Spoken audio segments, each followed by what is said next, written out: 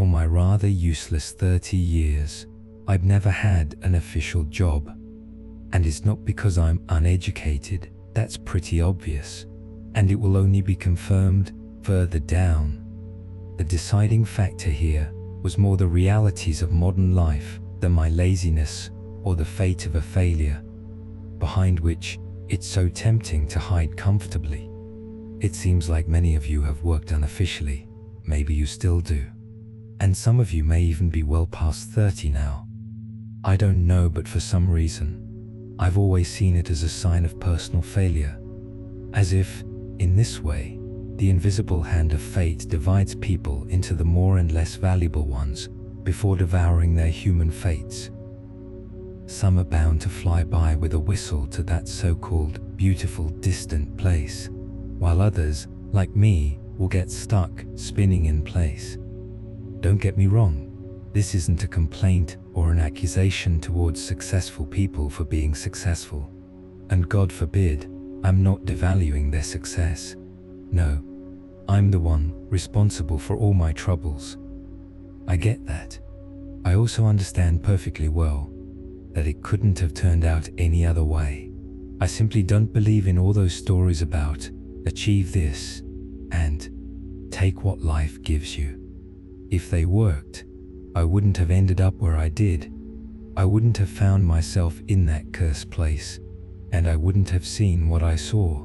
I'd still be living like you, or rather, not like you, but like those I'm supposed to match. And that would be the end of the story. Another bugged out NPC who got caught in the wrong trigger zone. Just a line of meaningless code, behind which lie such complicated and banal reflections. Sorry for all this nonsense above. It happens after intense emotional and psychological shocks. But now, let me tell you about them. When I'm fired from another job, or when I start laughing at the internal comedy with the same plot every time. You're stagnating, life is passing you by. And then I walk away myself. I always find myself face to face with this feeling. How can I describe it? Maybe it's familiar to all of you. Like small internal funerals, an indescribable sadness. Life seems to be turned inside out. In those moments, my mind becomes hypersensitive, and I start looking for signs from fate and the universe, almost like I'm waking up from a long and heavy sleep. If I come across some random fragment of a phrase, for some reason, my mind latches onto it, and I start unraveling the mental thread until I see there's nothing there. This also applies to my unemployed life. Maybe someone with a degree would call this an exacerbation, but I feel it's still too early for that, because I haven't even told you about what happened yet. Considering all the context and the reality of the just begun, all-encompassing quarantine, it all happened in 2020, to be precise at the beginning of March. You can roughly imagine the depth of my despair. At that time, I was working as a security guard in a small supermarket, and my boss simply messaged me on Telegram, "We're closing down." That was it. When you work unofficially, that's how it goes. No severance pay, no compensation, etc. Thanks, everyone, you're all free, one day, and I'm unemployed again. And once again, my days turned into internal funerals. Like any failure, I have many friends. The more successful a person becomes, the fewer people around them they can truly call friends. I think my 15 friends speak for themselves. As in all my episodes of Unemployed Morning Days, I started calling up my friends. The usual, let's grab a beer. And then as we were chatting, damn, I got fired, any chance of finding something? Maybe I missed this point earlier, but it's very hard for me to fit in with a new team. The entry bar is too high. This, by the way, is another reason why I often didn't stay at new jobs. So I'd frequently turn to my friends for help, hoping to simplify my integration into a new team. And so, during the week, I pulled one of my friends out, someone I'd previously worked with in a furniture assembly workshop. I'll say it up front, there's going to be one strange moment, which won't hit me until much later. But throughout all our hangouts, it will stay on my mind. But what that is, I'll only realize much later. We went to a bar, had a drink for an hour, casually chatting. We talked about boxing, the quarantine, which had just started, and gradually slipped into the everyday stuff. He talked about his lady love, I about the one who dumped me. He talked about wanting to take out a loan, and I about being fired. And in that moment, we almost simultaneously touched on the subject of work. Hey, I wanted to offer you a job after I got fired because of Corona recently. Then he mentioned the type of job and the pay, which made everything seem too suspicious. A very high salary for regular physical work. $30 a day, especially during quarantine. 12-hour shifts pay at the end of the day in cash. In 2020, for Kharkiv, this was pretty good money, at least for me. Don't get me wrong, I haven't sunk to dealing drugs or writing Telegram group tags on walls, and I hope life never leads me to that. So, I was extremely skeptical about everything he told me. That evening, he gave me a contact on Telegram. One contact, which would slice my life into neat pieces, like a cake served at a festival of madness, shaping the next year and the coming events, under the tears of the universe, under its desperate cries, under the signs it sent me in every unimaginable way. During that time, a week before heading to that job, I was even hit by a car, and I can't even imagine what could be more obvious. But I still went, and as I said at the beginning, I'm the one responsible for all my troubles. People from Kharkiv will probably recognize the place where this misfortune took me almost immediately, especially since I was living in the tractors area back then. No specific company, no addresses. I'll try to describe it as abstractly as possible, leaving out some details, probably intentionally. You'll probably find it strange that I mentioned Kharkiv, as well as the tractors neighborhood, and there might seem to be some illogicality here. I mentioned it just to give you those safety reference points, like climbers driving in safety pegs when ascending a great height, or whatever they call them. I'm leaving these spatial markers because it seems to me that height, that peak of the experience I'm about to share with you, might not be within my reach. And all I'll have left are these two spatial references. The reason I don't mention the address or the company is also that someone might try their luck or check my story. I'm the one writing all this here, but your end might be much more terrifying, and I wouldn't wish that on you. After our hangout, I lingered for about a week. Then, as I mentioned, a car almost hit me, and feeling completely mentally drained, I messaged the number my friend had given me. Contrary to my expectations of failure or further difficulties during the interview stage, everything surprisingly went quickly and smoothly. Even though the interview was essentially happening through a Telegram chat, they told me to come to work the very next day and gave me an address. That's when everything started.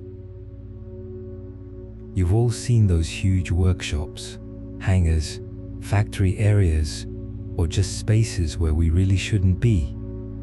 They're usually in the background, on the periphery, as you're riding the bus or the metro. Buildings like these, as I see it, even have their own post-punk soundtrack. When I was a kid, such structures piqued my curiosity. But as I got older, I started feeling this deep, almost eternal sadness when looking at them. A feeling that seemed to always be there, but was only remembered over time, like something timeless. I traveled a long way to get to my new job, then walked for what felt like forever, following the coordinates on my phone. Once I got there, I stood for a long time in front of the checkpoint and the security booth. With that same feeling of sadness I mentioned earlier, I looked at the enormous hangar I was about to enter. It looked like the most unremarkable territory, of which there are countless in Kharkiv. Something like a factory, a long, big hangar, surrounded by endless concrete fences running along the perimeter. There were long, flat windows at the top of the building, with harsh, bright, industrial light blazing through them. I started to explain something to the rather stout older security guard about the purpose of my visit, when he immediately cut me off. "If it's for work, go over there," and pointed toward the large hangar. In front of the building, a crowd of people was gathered. Around 30 men, all working class. They had bags, wore black jackets, and dark, market-style jeans. You don't notice them on a daily basis, but they're there, passing by in the street, by the dozens, if not hundreds. I walked up to the crowd, lit a cigarette, and started listening to their conversation. From it, I gathered that everyone here was new today, and like me, had no idea what to expect next. By the way, I already had a similar experience when I'd called up dubious ads promising great financial rewards. Often behind such ads, there were beaten down people who ultimately offered jobs like selling Oriflame or some uncertified EU toothpaste. Somewhere deep down, I suspected this would be the case, and listening to the workers' chatter, I found myself leaning further toward my own version of events. Then a person appeared who ushered all of us inside. We took turns approaching him, and he wrote our names down on his list. After that, he stood in front of us and began the briefing.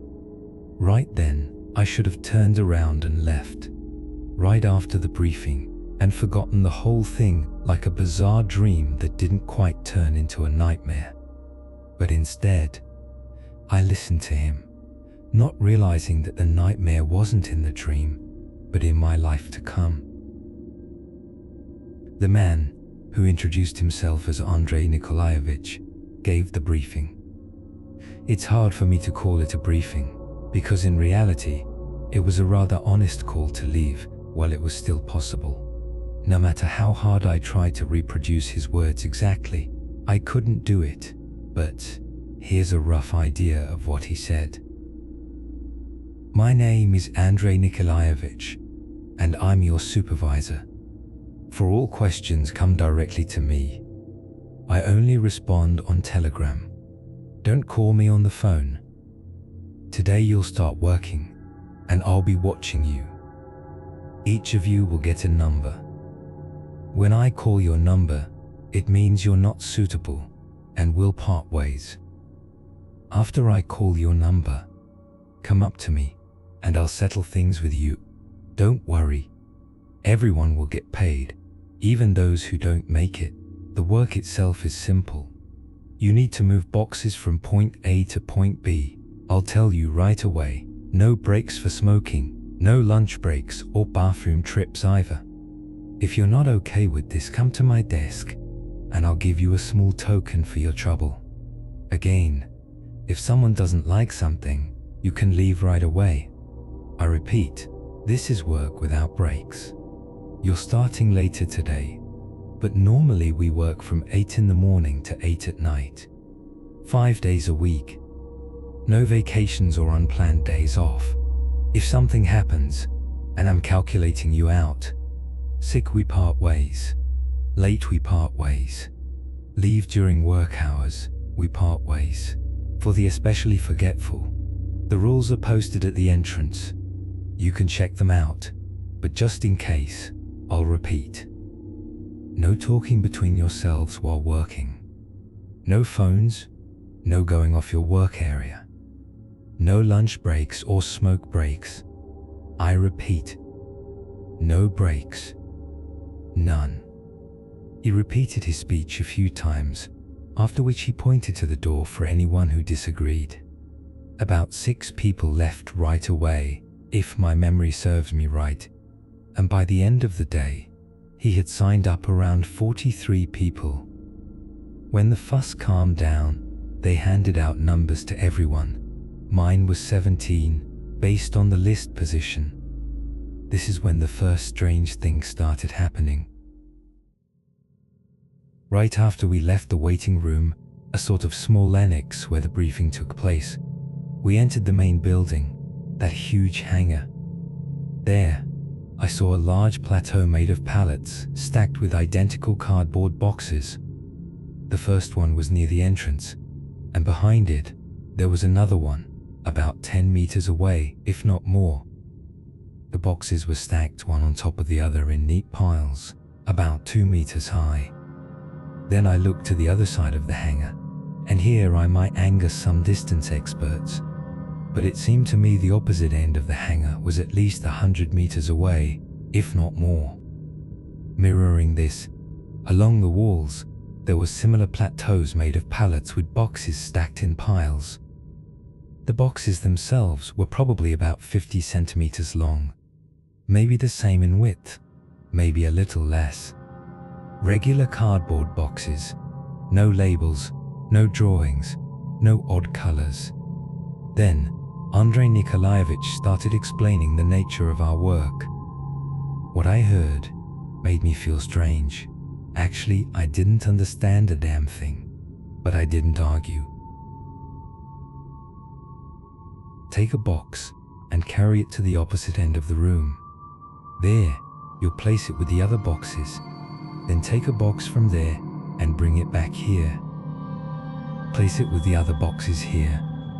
Then take another box and carry it to the opposite end of the room. Even numbers to the far stack, odd numbers to the near one. Got it? He finished, more as an assertion than a question.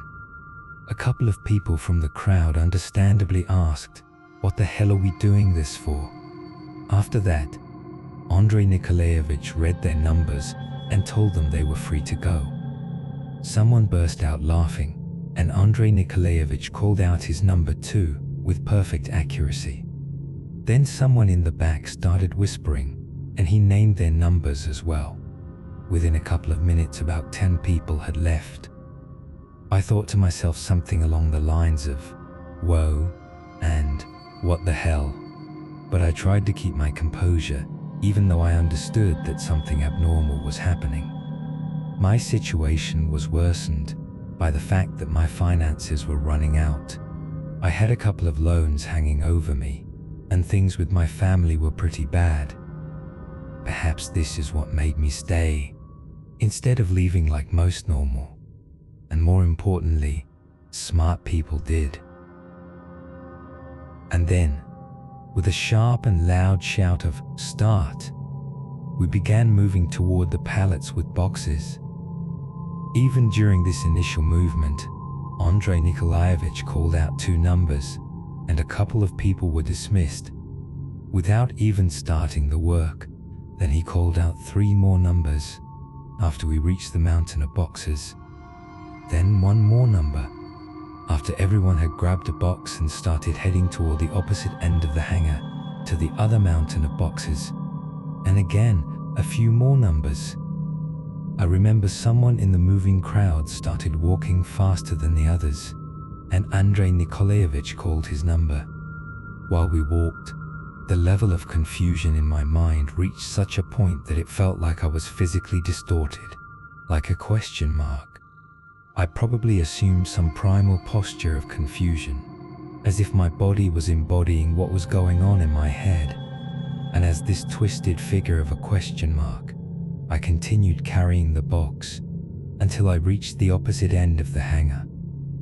There, from the speakers on the walls, a couple more numbers were announced, and those called out waved their arms wearily, then left. Then the walk back with another box. At the beginning, I mentioned that I'm extremely uneducated and illiterate. But even for someone as slow as me, the gears in my head started turning vigorously from what was happening. I had no idea what was going on as we carried boxes back and forth, while Andrei Nikolaevich kept calling out numbers and people left. By the way, in the beginning I could track some sort of logic in his selections, but as time passed, none of my guesses about why the people whose numbers were called were being dismissed made any sense. I kept thinking, what the hell is going on? I wondered if maybe there were hidden cameras, and this was all part of some show or prank. I even thought maybe it was some sort of experiment or something similar. I thought maybe someone was laundering money this way, creating the appearance of labor behind closed doors. Then for some reason, I started to think that this could be some kind of rehabilitation center for former alcoholics, drug addicts, or ex-convicts. The idea was that this was a way to teach them social skills and a respect for labor and honest life, things they typically didn't have. Then I began to sweat coldly, recalling the movie 13, where they shot each other in the head. That led my mind to the dark web and all those death rooms and torture chambers. I'd never seen them, but it felt like that's how they started. So I kept walking, carrying my box in one hand, back and forth. Meanwhile, in the background of my mind, a parade of paranoia, fear, and a bad sense of foreboding played out like fireworks. About an hour into our work, the guy walking a few people ahead of me, we were moving in a chain, one after the other, suddenly started complaining loudly. He seemed like he didn't know who to take his anger out on. He stopped, threw his box aside, and started venting at Andrei Nikolaevich, while everyone else kept moving. Along with this guy's number, Andrei Nikolaevich also called out 2 more numbers, those who turned to the yelling. The angry guy got support from the 2 who had just been called, and soon the 3 of them were shouting across the entire hangar. By that time, I had already reached the opposite pile of boxes and was heading back, so I had a clear view of everything happening without even needing to turn my head. From a small door, far from the entrance, 4 strong guys, real tough-looking men, came out and pointed to the door, indicating the disgruntled ones should leave. They quickly became calm and, following the security guards, left without resistance. Everything up to that point had been very strange and ominous, but after seeing those tough guys, I had nothing left to suppress the growing anxiety. Then, a couple of hours later, someone behind me cracked. I only heard the shouting directed into the void. Why are we doing this? What's the point of this? Hey, anyone, doesn't this bother you? No one stopped or even turned around at his cries. Judging by the fact that Andrei Nikolaevich only called his number, most of us, including me, had figured out how things worked here. That was how the first day passed, in anxiety, fear, and an unclear state of mind. The reward for what we were doing, and I can't really bring myself to call it work, was a rather fat envelope. At the end of the day, Andrei Nikolaevich delivered a tirade about how we were honored to work here. He said we had received little rewards from above, and each of us truly deserved this job. He spoke for a while, but most of his speech faded from my memory, and I only distinctly recall my chaotic thoughts. I was afraid they would say something like, "You're good for us," after which they would dissect us or send us off into slavery. The thought of slavery and some unimaginable underground labor lingered in my mind more than others. That was the thought I left with when I walked out through the gate and said goodbye to the people who, I thought, felt something similar. This thought drilled into my skull from the inside on the metro, and while I was lying in bed, recalling the entire day, I can't remember it now, but I'm sure the plot of the dream I had that night was poisoned by these heavy and incomprehensible feelings. And so, based on everything I've just described, all the anxiety I felt throughout the day, and all the negative impressions, I came up with nothing better than to go back there again the next day. Maybe it was the $100 I earned that day, or maybe it was that new, first feeling in years that something unusual was happening. Something interesting, strange, and real. I think many of you can understand me. Everything I'd encountered up until that point was pure routine, and more routine. But this was the first time I felt like I was part of something. If only I were a bit smarter, I wouldn't have to write all of this, and I definitely wouldn't have gone back there the next day. To my surprise, everyone I remembered from the previous day showed up in the morning. I was going by numbers rather than appearance. There were about 20 of us left, though I can't remember exactly. Now, instead of just paper numbers, everyone was given vests with embroidered numbers on the back. I got my number 17 and followed the rest back into the hangar, where it was just us. No Andrei Nikolaevich, no big security guards, just boxes. Someone in our group decided to crack a joke and said something like, "Well, should we open one of these boxes?" Right after that, his number came through the speakers. He waved it off, shouting into the air that he didn't mean it. But it was already too late. A couple of goons appeared through the door. They escorted him out without much trouble, and everyone else froze, waiting. No one dared to be the first to approach the boxes or do anything. We all just stood there in silence.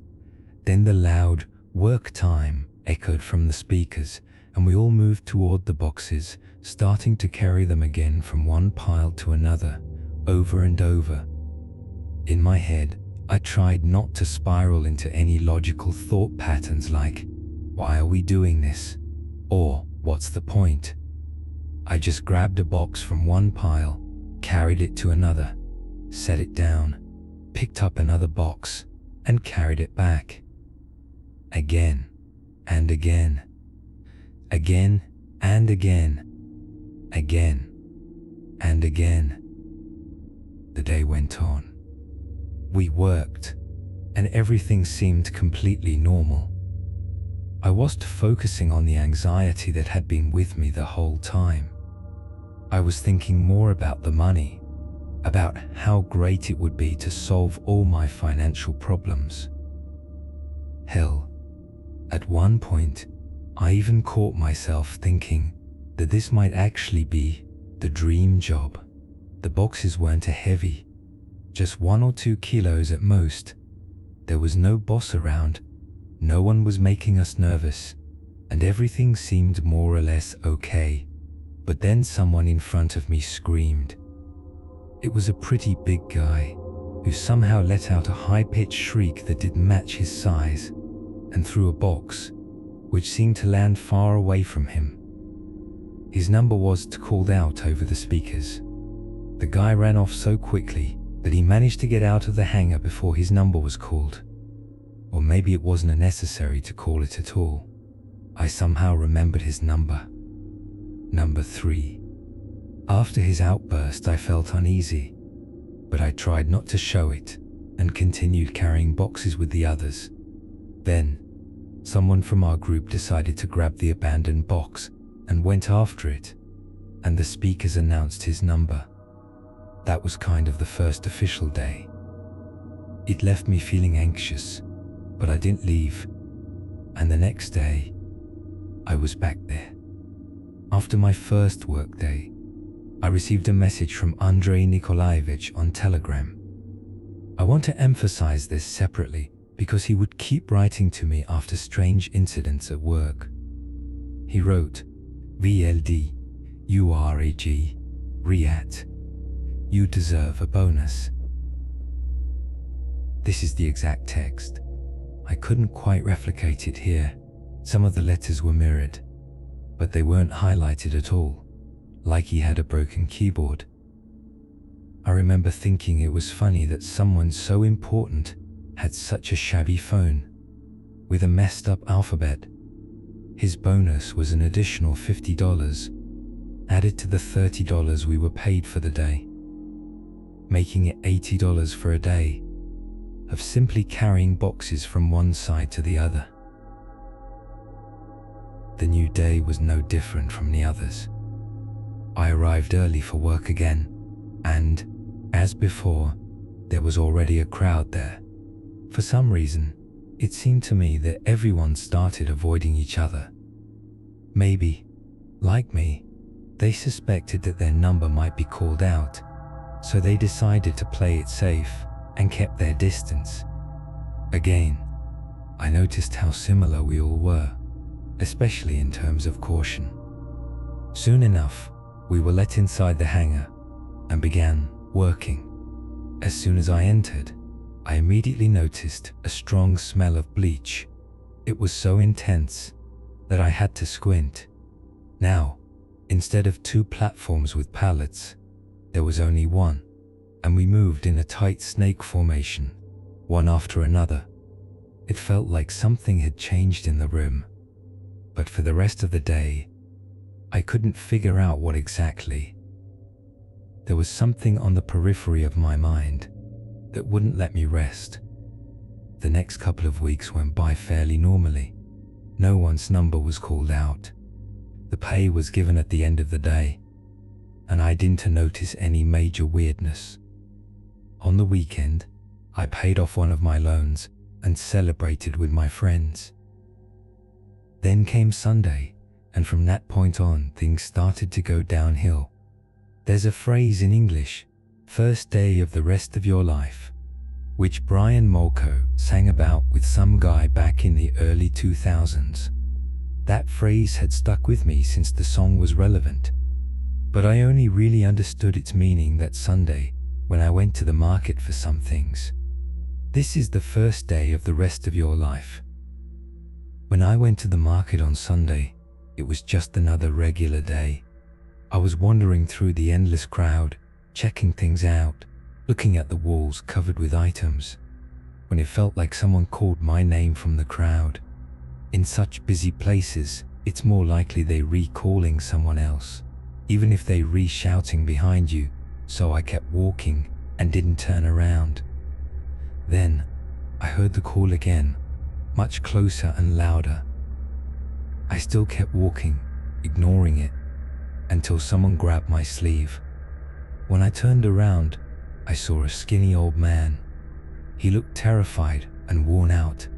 He started saying something like, "Don't you recognize me?" I remember thinking, "Of course, I don't recognize you. You're an old man. Why would I know you?" But he kept going. We worked together. I stared at him, trying to remember where we could have worked together, and he kept pushing. "You remember? We were carrying boxes." While I stood there dumbfounded, the old man didn't stop talking, and he started adding more details, trying to recall. He mentioned a big hangar and numbers, and then, as if realizing something, he blurted out, "That time, what was it? Number? Number 3. That's it, number 3. The old man seemed proud of himself, as if he had suddenly made sense of things, and with an unnaturally cheerful expression, muttering to himself, he dived back into the crowd and disappeared, swallowed by the continuous mass of the market, while I processed his words. The old man seemed like a classic senile person, because there was no one like that there. What I had seen was a big guy, who, if I had seen him on the street, I would have surely recognized. This was despite the fact that I clearly remembered the man under number 3 when he had run out of the hangar. After that, things started to move much faster. The Monday started off with something different. When we were let into the hangar, there was one more outsider in the room.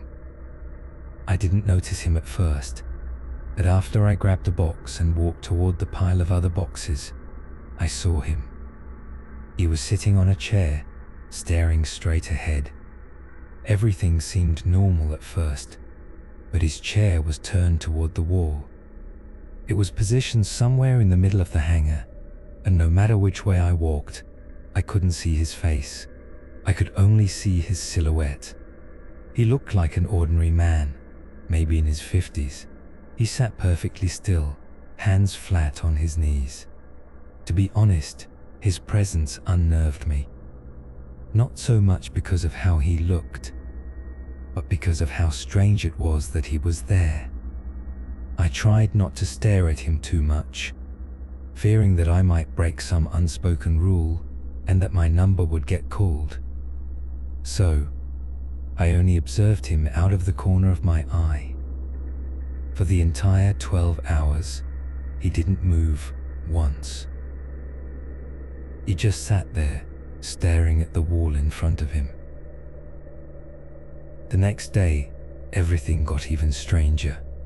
The chair was still there, but the man was gone. Instead, there were a few unnaturally bright droplets of blood, which seemed to glow on the glossy white floor. That was when it should have ended. The blood was an obvious sign that things had crossed the line into absolute abnormality. At that point, someone's number was called, and a guy bolted out of the hangar, I thought. I'd rather have been the one called, but instead of leaving, I kept carrying boxes, doing my best to avoid looking at the spot where the chair had been and where the bloodstains were.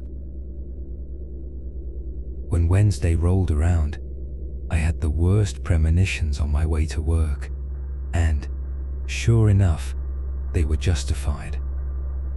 The moment I walked into the hangar, the strong smell of bleach hit me again. It was so sharp that everyone was coughing non-stop, tears streaming from our eyes. At one point, I even considered just walking out of there, but something seemed to keep me there. I didn't understand what it was. Maybe fear, or maybe something more. I tried to analyze myself, but I couldn't figure it out. Maybe one of my darker impulses had surfaced, compelling me to stay, unwilling to let myself be called by my number. I don't know. Perhaps it was a challenge to myself. But I'd be lying if I said I had any real clarity about it now. I remember we kept working, everyone still coughing, and then suddenly, from somewhere in the distance, a man collapsed. No security came rushing out, and no number was called. Nothing. He just lay there, and we all continued to move past him, still coughing, barely shifting our paths to avoid stepping over him. I kept waiting for someone to help him, and if that had happened, I would have rushed over, forgetting about the work. But nobody did. Everyone kept carrying boxes, and the man remained motionless on the floor. He stayed there even after the workday ended. Again, I expected someone to go over to him, and if that had happened, I would be gone too. But no one moved. As a whole, we all made our way toward the exit, leaving the man lying there. The next morning, he was gone. He wasn't on the floor, and he wasn't at work. I still can to explain it to myself, and I certainly can to explain it to you. I can't explain to you or to myself why I went back there again. What happened to that man was already beyond morality and my worst fears, but still, I was there. And the new day brought yet another eerie episode. Everything seemed normal again. Boxes, boxes, and more boxes. Earlier, I mentioned how they had removed the second pile of boxes, leaving just one mountain of them in the middle of the hangar. So we walked in a chain, always crossing paths with someone coming from the opposite direction. I usually tried not to look at anyone directly, to avoid breaking some unseen rule. I focused on the ground or looked straight ahead as I approached. But that morning, for some reason, I couldn't help but notice the guy with number 25 walking toward me. Every time we crossed paths, he would tilt his head slightly toward the box in his hands. After a while, I realized he was listening to it. He seemed to be trying not to reveal what he was doing. But I understood, if I could see it, his number would soon be called. And sure enough, his number was called. Much later, when he had unabashedly pressed his ear to the box, his eyes wide with fear, the speakers blared, "Number 25, number 25. The security guards came out, and he kept listening to the box, tears streaming down his face. I can still remember his eyes, full of some primal terror, and his head twisting frantically from side to side. For the first time, the security guards had trouble handling someone. They had to drag him out by his arms while he screamed, "No, this can't be true. No, this can't be happening." I don't know what it was about him, but something in his appearance made my neck itch uncomfortably. After seeing that, I was more afraid of leaving than staying in this strange place. It was much scarier for me to think about leaving than it was to stay. Later, the rest of the day, I could still hear a faint whisper coming from the box. Maybe I was imagining it, maybe not, but I didn't dare listen too closely. As the evening went on, the whisper became very loud. Lying in bed that night, I tried to recall the words that came from the box. I turned every possible combination in my head, but nothing came to me. I can't explain the experience. It was like staring at the sun. You can't really see it. It burns your eyes, and after just a few seconds, all that's left is a small warped spot in your vision, which lingers for a while after. The best way I can describe it is that I didn't remember the words I thought I heard from the box, but the spot, the mental censoring, that area of my mind that I couldn't reach. That was the thing that danced in front of my eyes as I helplessly tried to figure out what lay beyond it. And that, I think, is one of the clearest examples of what made up most of my work there. Everything strange, terrifying, and abnormal went straight into the suppressed zone, quarantined and censored away. That's probably one of the main reasons I kept going back. Then there were the stones. I'd say this was the first in a series of strange transformations to come. We showed up to work as usual, entered the hangar, and no one said a word or even glanced at each other. When we entered, instead of boxes on the floor, we saw a pile of stones. Small boulders simply piled up. Each stone was about the size of a basketball. It seemed like only the more seasoned people were left now, because no one seemed even slightly surprised by what they saw. When the speakers blared, "Time to work," we all moved toward the stones and started carrying them. They were much heavier than the boxes, maybe more than 10 kilograms each. After what happened with the guy who screamed earlier, I made a point of not looking at anyone anymore. I kept my eyes firmly on the ground. For about 3 weeks, we carried the stones, and nothing much happened. However, the number of workers noticeably dwindled, which stood out. I'm not sure if it was voluntary or not, but people just disappeared. There were only 11 of us left, and I had memorized all our numbers by heart. Most of the time at work, I found myself thinking about how I should just stop coming back the next day, forget this place, and move on. I thought about it while carrying stones back and forth, again and again. I probably mentioned 100 times that I don't know why or how I kept returning. But it was like I was possessed, not entirely in control of myself.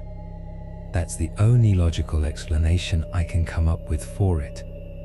Now, moving back to the cursed hangar and the stones that replaced the boxes, I come to what might be the final part of this story.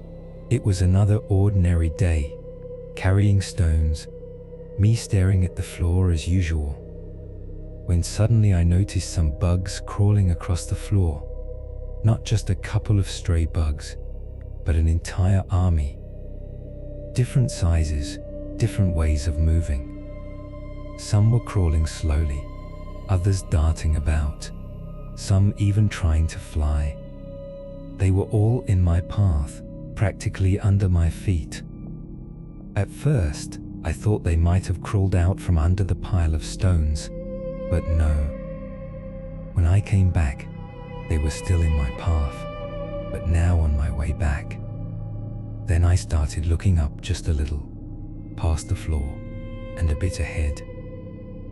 And that's when I saw something that made me feel terribly uneasy. I saw the bugs crawling out of the pants of the guy ahead of me, number 31. They were falling onto the floor, and he didn't seem to notice. The scariest part was that I couldn't see his face. I only saw his back, and every time we passed, he turned just in time so I couldn't see his face, and then he'd be ahead of me again. It felt like some kind of absurdity. The bugs kept falling from his pants, and the floor became so covered with them that they started popping underfoot. I couldn't avoid stepping on them anymore. Soon, the entire floor was a mush of squirming and squashed bugs.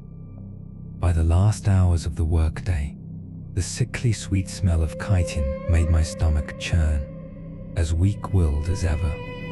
I returned the next day. The room still smelled of bleach, but number 31 was no longer there. For a while, I wondered if I had just started hallucinating from the endless, pointless work. But then the speakers came on. Number 29, return to your work. That sentence pulled me back to reality. And I remembered that in the morning, while I had been searching for number 31, I had noticed number 29. He was a slightly hunched man who kept sniffling. I distinctly remembered him being there that morning.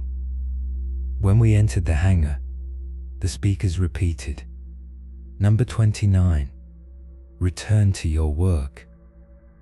This was different. Usually, when a number was called, it meant something bad, but this time they seemed to be coaxing him, repeating the request over and over. Number 29, return to your work, echoed throughout the entire 12-hour shift. But he never appeared. I never saw him again, but I know for sure that he had been with us. The following day brought an even stranger episode. In the morning, a few more people were missing, and there were only 8 of us left. I envied them, but at the same time, I was scared. I couldn't shake the question, did they leave on their own, or were they taken? I kept turning these thoughts over in my head, and then I started to hear someone behind me muttering something. At first, I thought they were singing, but no, they were definitely talking, and most likely to me. I remember thinking, how come his number wasn't called? Speaking is forbidden. I could turn around to look, or my number would be called instead. But no one called his number. Soon, his mumbling grew louder. The words he was saying were so nonsensical that it almost felt like he was asleep, speaking his dream aloud. Then, as I listened more closely, I realized he was speaking as though I was speaking about him, that I was telling a story about him, telling him about me, telling about both of us. It was all incredibly strange and fast, as though he was trying to describe fractal structures in the context of everything happening around us. What was even stranger was that nobody called his number. But the worst part of the day was when I realized that I was the last in the line. No one was behind me.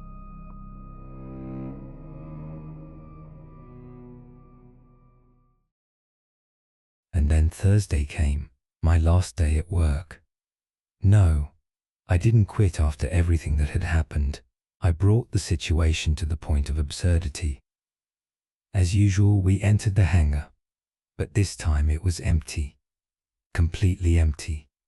There were no stones, no boxes, just a bare room. Then, over the speakers, we heard the familiar work time, and everyone started moving toward the area where the boxes and then the stones used to be. I followed them, and then they started pretending to pick up invisible boxes and stones, moving them from one side of the room to the other. Just like before, I did the same. For an hour or two, we kept up this bizarre routine. The absurdity of it all went beyond anything I could have imagined. But for some reason, I kept doing it. Inside, I was a storm of mixed emotions, and I desperately wanted to see something in the others, even a hint that they were noticing the abnormality of what was happening. With these thoughts, I started looking around, and then, for the first time, I almost screamed. My gaze caught the hands of number 2 as he walked toward me. Normally, when he was carrying something, I couldn't see his palms, but now, with nothing in his hands, I noticed this. His palms were mirrored.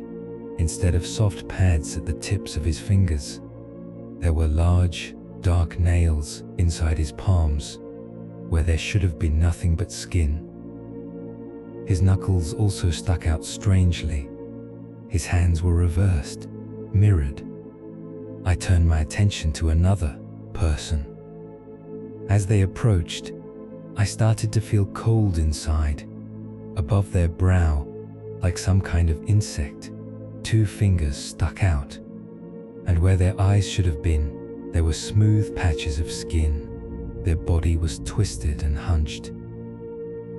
With horror, I realized that none of the people around me were truly human. The most obvious thing about their faces was that the curves of their skulls and bones weren't natural. Every contour of their brow arches, the height of their cheekbones, the depth and width of their jaws, these things had an evolutionary purpose: to protect the sensory organs, to protect them from external threats. But with these things, everything was reversed. Their faces were turned outward. Their heads were swollen and soft, as though their organs of perception had been twisted, like they never had to face predators or hostile environments. Maybe they were the predators. Clumsy and grotesque, they were all around me in their full disgusting glory. And the worst part, I didn't run. I kept carrying the emptiness from one end of the room to the other. I kept doing it, just like everyone else. At that moment, I had already said my goodbyes to life. It felt like there was no way out. I thought that if I made a single move, they would tear me apart. I was even more afraid that if they called my number, it would be a signal for them. And so I spent the whole day carrying the emptiness from one end of the room to the other until everyone stopped. I stopped with them. I stood still for about 20 minutes, and then I realized they were sleeping. During that time, the lights in the hangar went out, and the small green exit sign was now only a few dozen meters away. Those were the most terrifying minutes of my life. My heart was racing as I slowly moved toward the exit. I didn't look back. I didn't even want to think about whether anyone was following me. I left that cursed place with slow, hesitant steps. At home, I was like someone scalded by boiling water. I paced around my apartment, trying to explain to myself what I had seen. I wanted to find some logical explanation, something stronger than those horrifying events, something that would restore my world to how it was before I had witnessed those unnatural, monstrous beings. Beings that were only vaguely human, twisted and assembled from the worst aspects of humanity, a mockery of nature and existence itself. And then my phone lit up. A message from Andrew Nikolaevich popped up on Telegram. It was written in that same mirrored font, a word I couldn't read out loud, but somehow understood immediately. Initiation. My stomach dropped. I quickly typed, "Sorry, but I can't work for you anymore." I stared at the screen, watching the Andrew Nikolaevich is typing bubble for a minute, then another. I was dreading what he would send next. Then the message appeared. Message deleted. No, not deleted message. It was a message with the text, "Message deleted." Before I could process what this meant, another one appeared. Message deleted. Then another. One after another they kept coming, until I blocked Andrew Nikolaevich's contact. I still can't understand the meaning behind that phrase, "Message deleted." But it's the least of the things I can't understand. The next morning, I packed up my things and left Kharkiv, heading to my friends in Dnipro. As I tried to regain my composure, I told everyone about what had happened.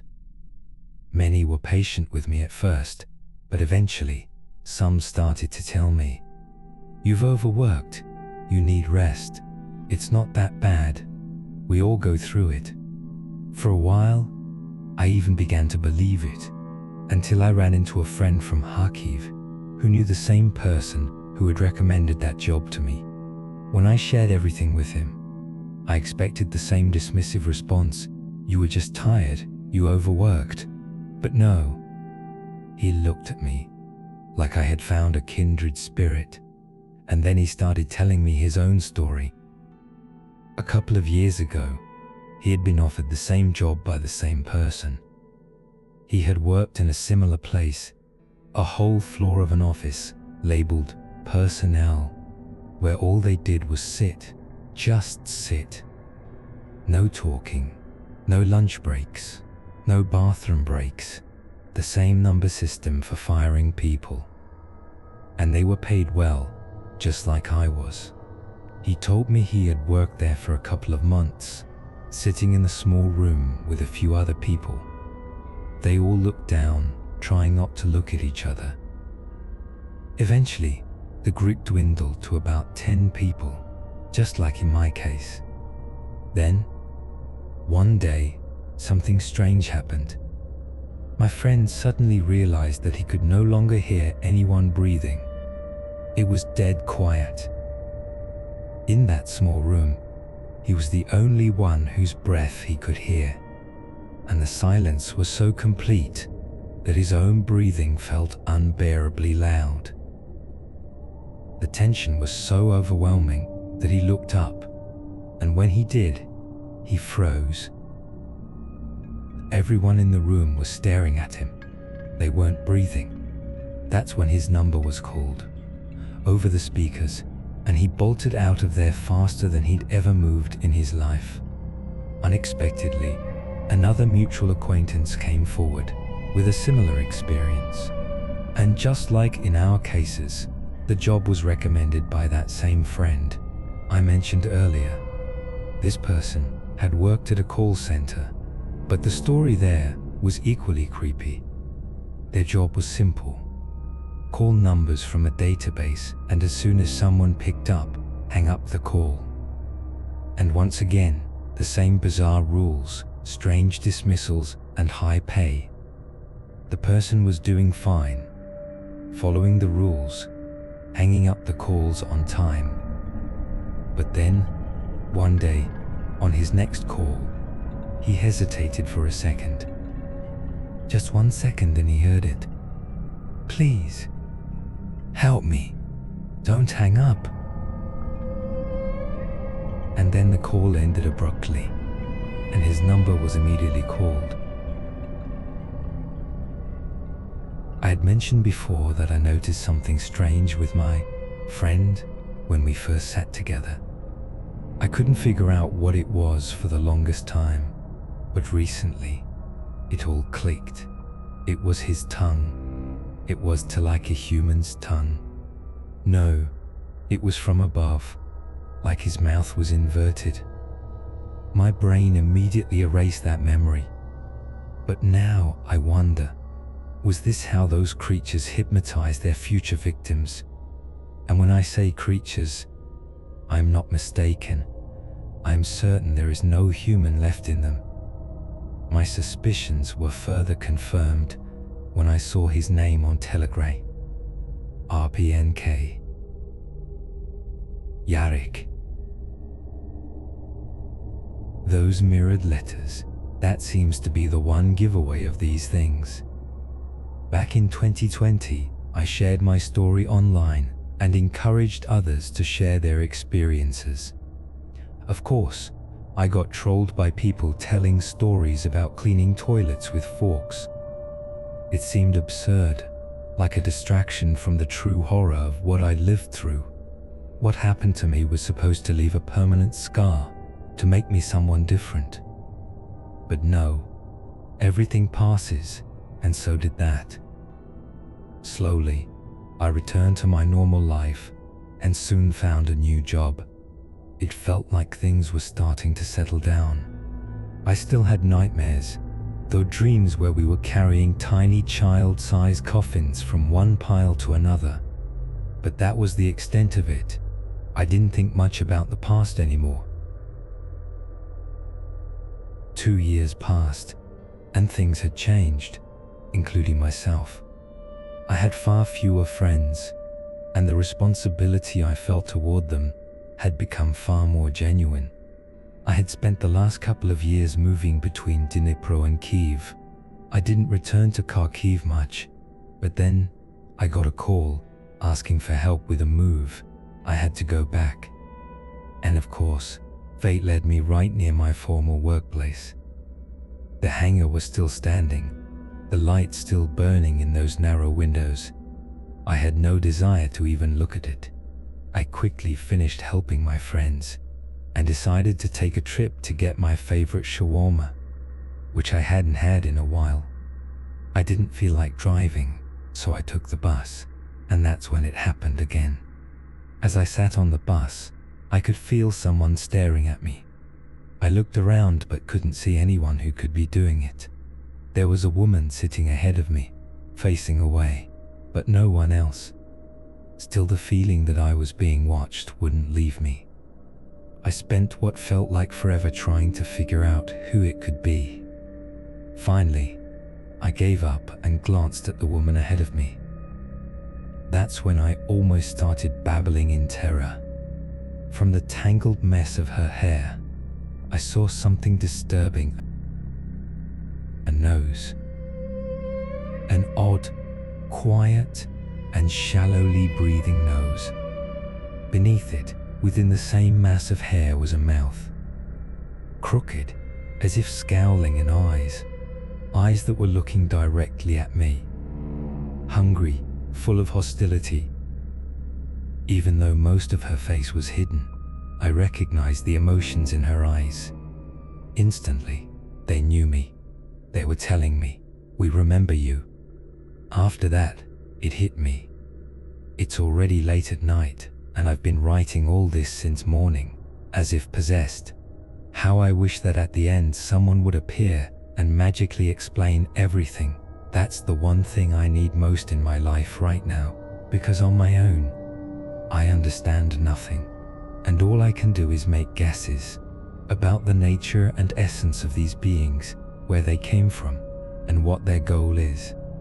For some reason, I feel like this is about something much bigger than just simple evil. If not the beginning of the end, then at least an invasion into our reality. A conceptual invasion. I can't shake the question of what exactly lies behind their meaningless tasks. Maybe I was the only real person in that hangar, and the others, like in some kind of dance, just copied my movements. Or maybe they mimicked humans and then took over their bodies. I don't know. The second version seems more likely to be true, because I still can't figure out at what point my friend Yarik became RPNKOM with mirrored letters. The same goes for Andrei Nikolaevich. It's all just too strange. Another thing is the nature of their invasion. If they're simply rehearsing their humanity this way, and that's the end of it, that's bad enough. We're human, and I have hope that in a direct confrontation, we will stand our ground over the millennia. We've managed to unite in the face of any enemy. That's how we survived as a species, by coming together. But my fear is that I could be wrong, and their goal isn't just to infiltrate society and feed on us, but something more. That very conceptual invasion, the idea of meaningless labor, which has now become normal. I could list all the things in life that have become normal, but are utterly pointless. But labor, this almost strategic burden of consciousness, has, for centuries, shaped us into humans. And now, these creatures have set their sights on it.